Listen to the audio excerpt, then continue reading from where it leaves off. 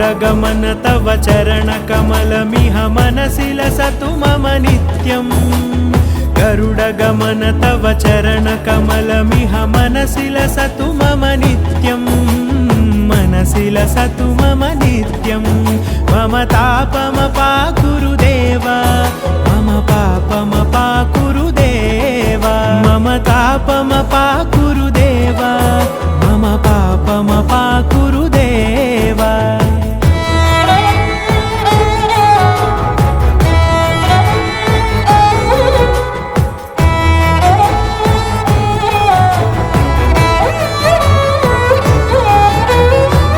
जनयन विधि नमुचिहरण मुख विबुध विनुत पद पद्मा जल जनयन विधि नमुचिहरण मुख विबुध विनुत पद पद्मा